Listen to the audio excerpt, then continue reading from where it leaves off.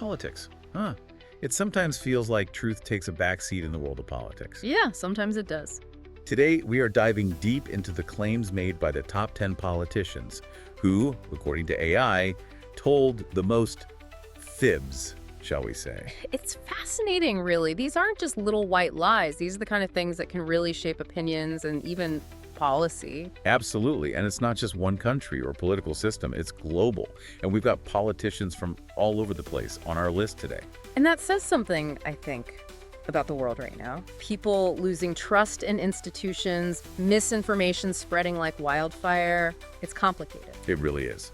So let's start with number 10 on our list. Down under in Australia, Stephen Miles, the Premier of Queensland. Right. He made some bold statements about his time in office, especially when it came to healthcare. He did. Miles said again and again that his policies made things so much better for people in Queensland when it came to healthcare. Shorter wait times, better conditions in the hospitals, that sort of thing. Sounds pretty good. So, was it true?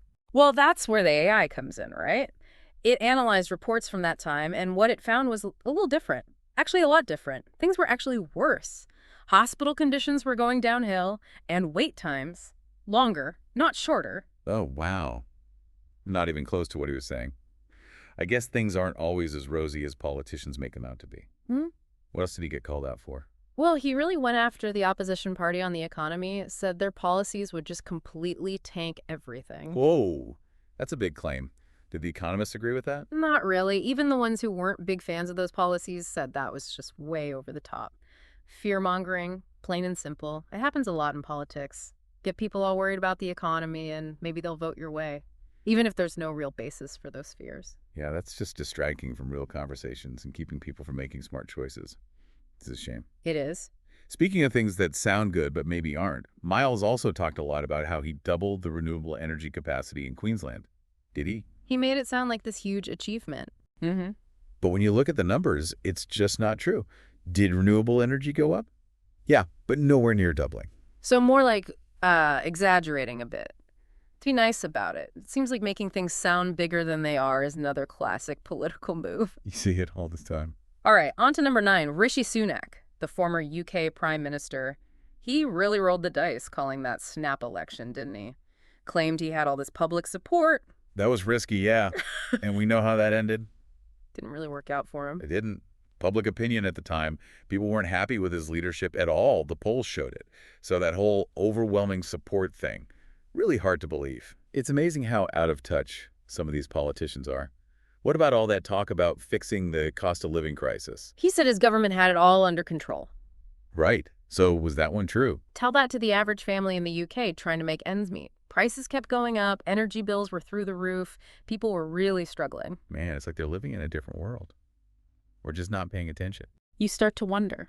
Sunak also tried to make it seem like the UK was leading the way on climate change. He did. Was that true? I mean, they've done some good things, but leading the world, not quite. They weren't hitting those carbon reduction targets they'd set. A lot of talk, but not as much action. Talk is cheap, right? Pretty much. All right, let's move on to number 8, another UK politician, Keir Starmer, the Labour Party leader. One of his big campaign promises was no tax increases for middle-income earners. That was a clear promise, yeah. No tax increases. He really hammered that home during the campaign. Sounds good to me. I bet that won him some votes. Did he keep that promise? Nope. Taxes went up, and guess who it hit? Middle-income earners. Yep. Not exactly what he promised, is it? Hurts the taxpayers, and definitely hurts his credibility. Shows how campaign promises don't always mean much once they're actually in office. That's one takeaway for sure. What about the National Health Service, the NHS? He said Labour's policies had made wait times shorter. Again, you look at the data and it just doesn't match up. Some places, times actually got longer. It just goes to show you have to look beyond what politicians say and see what's really happening. Facts over spin. Always. One more from Starmer. He said he was a big supporter of free speech, that Labour was all about it. Was there anything that contradicted that? Yeah, there were a few times when people in the party who disagreed with things were kind of silenced. Not exactly what you'd expect from someone who's all about free speech. It's a tough one for political parties, though, right? Keeping everyone on the same page versus letting people speak their minds, even if it causes some trouble. Yeah, it's a tough balance. All right, let's head over to the U.S. now. Number 7 on our list, J.D. Vance, a U.S. senator who was Donald Trump's running mate. Hmm. He made some pretty intense claims about immigrants. You did. One that really stood out was about immigrants in Ohio eating people's pets. Yeah. Eating pets. Seriously, was there any truth to that at all? None. Zero. Local officials debunked it right away, but it's part of this scary trend, using fear and prejudice against immigrants. Yeah, making people afraid. It can really work, unfortunately, and it can lead to bad policies. Vance also pointed the finger at Biden's climate policies for problems in Ohio's steel industry. Was that accurate? Not really. The steel industry was facing a lot of problems, and those policies might have been a small part of it, but there was a lot more going on. It's complicated, and he was making it sound simple to score political points. It's always more complicated than that, isn't it? That's what's so frustrating. It is. And then, of course, there are the claims about voter fraud, which seems like a recurring theme. Vance was one of the people saying there was all this fraud in the 2024 election. He was. But, independent audits were done. Both parties agreed the election was fair, but he still kept saying it was all rigged. That kind of talk is really dangerous. It makes people lose trust in democracy itself. It's a dangerous game. Okay, let's head down to Brazil now. Number 6, Jair Bolsonaro, the former president. He wasn't exactly shy about sharing his opinions, was he? Not at all, especially when it came to those COVID vaccines. Oh, yeah. He was saying those vaccines were experimental, maybe even dangerous, not proven, all during the pandemic when things were so uncertain. So much information flying around back then. Mhm. What was the truth about the vaccines? I mean, they were tested like crazy, and the vast majority of scientists said they were safe and effective, what Bolsonaro was saying. That just made people more hesitant to get vaccinated, and that probably hurt a lot of people. Leaders have a big responsibility, especially during a crisis. Hmm. What they say really matters. He also said that deforestation in the Amazon was actually down while he was in charge. Was that true? Nope. Satellite images showed just the opposite. Deforestation was up, trying to twist the facts to fit his story. Not a good look. Okay. And speaking of twisting facts, Bolsonaro also said there was tons of voter fraud in Brazil's elections. Was there? Brazil's elections are pretty well respected around the world. People consider them secure and reliable. That kind of talk, especially without any proof, just makes people question the whole system. And that's a slippery slope, right? It is. We can't just take what we hear at face value, especially from politicians. Got to think for ourselves, do our own research, check out different sources. Exactly. We'll be right back with the top 5 most, let's say, truth-challenged politicians. Yeah, it's a worrying trend for sure. Let's move on to number 5 on our list, a figure who's no stranger to controversy. Boris Johnson, the former UK Prime Minister. Even after stepping down, his legacy is still being dissected, and some of his claims are coming under intense scrutiny. Oh yeah, Boris. One of the biggest scandals that plagued his time in office involved the infamous lockdown-breaking parties. Partygate. Yes. Johnson initially denied any knowledge of these gatherings, but the truth, as we know, was quite different. It was like every other day. Yeah. There was some new revelation, photos, videos, you name it, showing Johnson at these parties when everyone else was stuck at home under lockdown. It was a blatant disregard for the sacrifices people were making. Exactly, and it led to a huge public outcry. Many people felt betrayed by the very person who was supposed to be leading by example. It raised serious questions about his judgment and integrity. Yeah, it really did. And beyond the parties, Johnson made some pretty grand claims about the success of Brexit, particularly in terms of securing lucrative trade deals.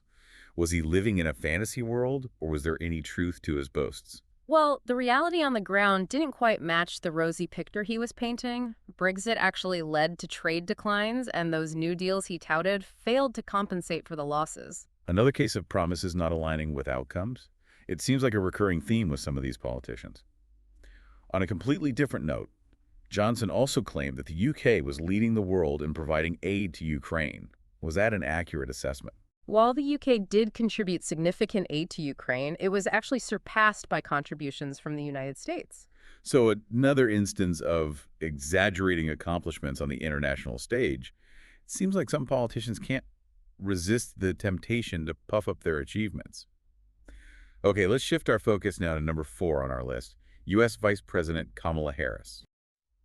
She faced criticism for some of her statements, especially when it came to sensitive issues like border policies and healthcare reforms. One incident that stands out is her denial of being the border czar, despite being officially tasked with overseeing border policies. Uh-oh. It felt like an attempt to distance herself from a politically challenging issue, which didn't sit well with many people. Right, it's hard to claim you're not in charge when you've been given the responsibility. It raises questions about transparency and accountability. Another claim that drew scrutiny was her statement that her administration had reduced healthcare premiums by a whopping 50%. Was that a figure grounded in reality? Unfortunately not. While there were some reductions in premiums, they were quite minimal and inconsistent, falling far short of the 50% she touted. So another case of overselling the impact of policy changes. It's frustrating because it creates a sense of disillusionment when people realize the promised changes aren't actually materializing. Okay. And speaking of job creation, Harris also claimed her administration had created 10 million new jobs. Was that a direct result of their policies, or was there more to the story? Well, much of the job growth during that period can be attributed to the pandemic recovery, not necessarily new policies implemented by the administration. It's another example of a politician attempting to take credit for pre-existing trends. It's like trying to claim credit for the sun rising each morning. It's a bit disingenuous, to say the least. Yeah. Okay, brace yourselves, folks, because we're about to delve into the world of a figure who needs no introduction.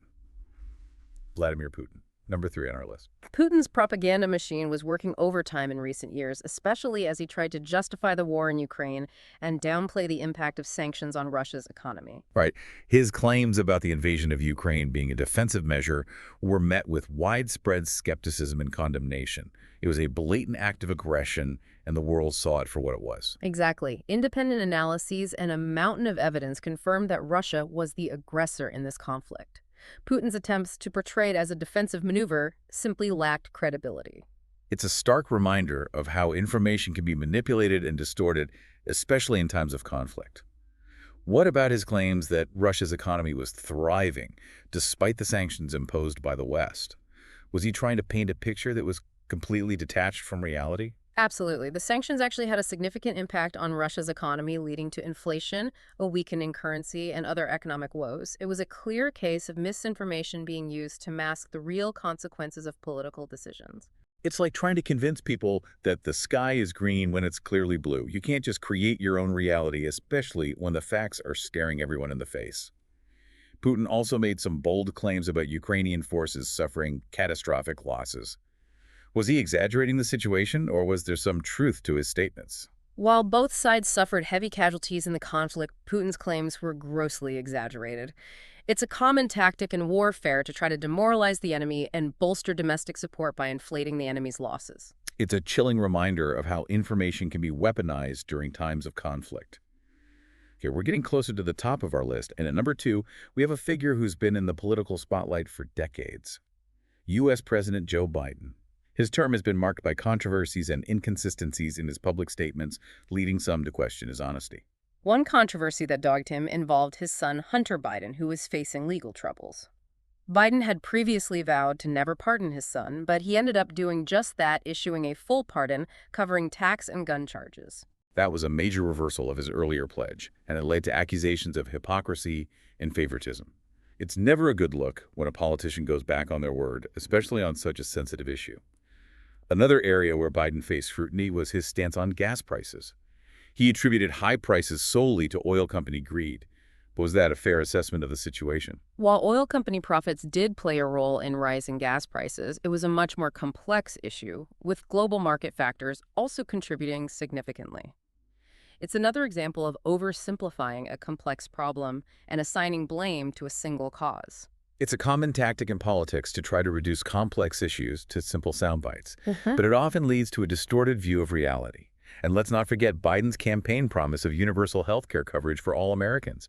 Did he manage to deliver on that ambitious goal?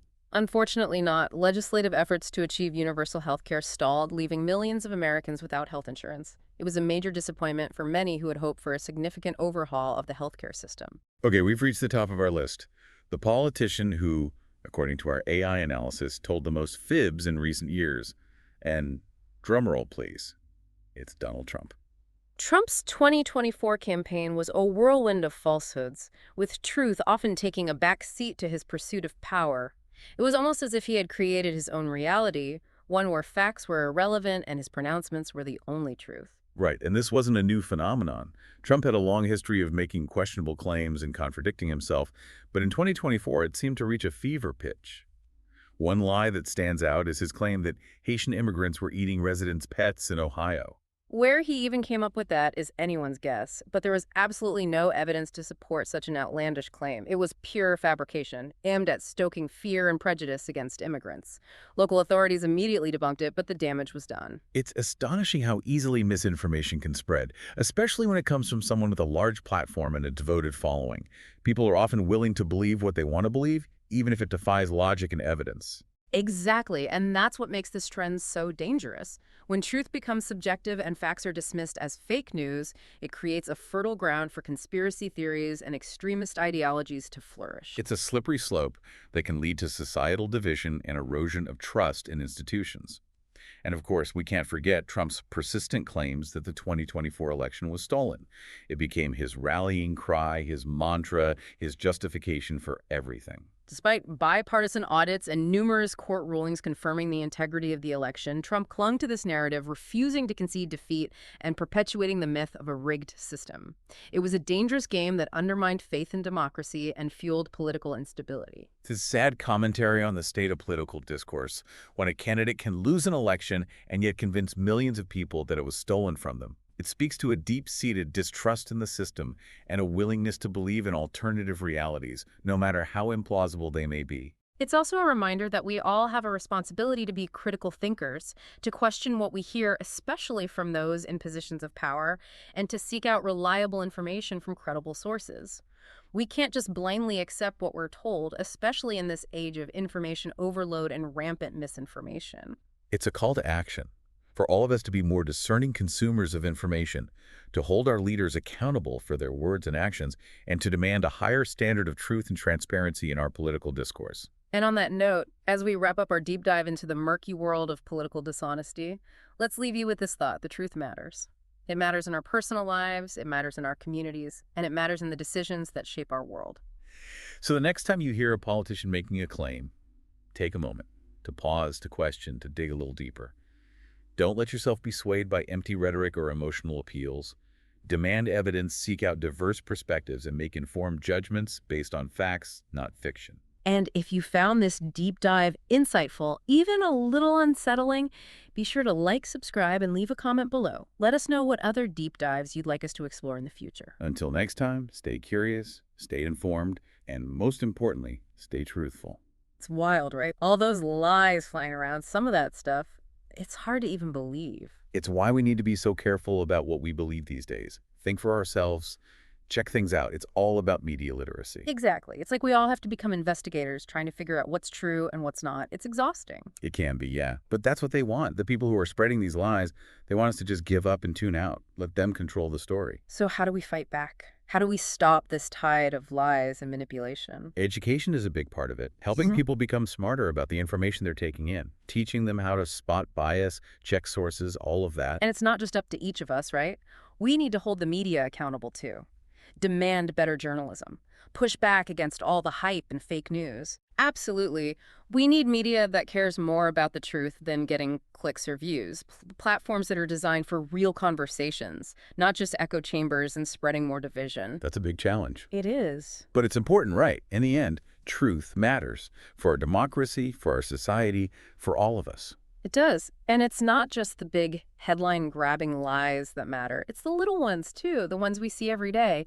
The exaggerations, the distortions, they all add up. It's about building a world where honesty matters, where facts are respected, where people who lie, especially people in power, are held responsible. Yeah.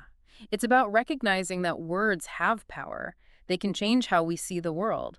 And we can use our words to fight back, to challenge the liars, and to make honesty the norm. That's a great point to end on. Thanks for joining us today for this deep dive into the world of political dishonesty. We hope it's made you think a little more critically, question what you hear, and keep searching for the truth. If you found this episode interesting, even if it made you a little uncomfortable, hit that like button, subscribe, and leave us a comment.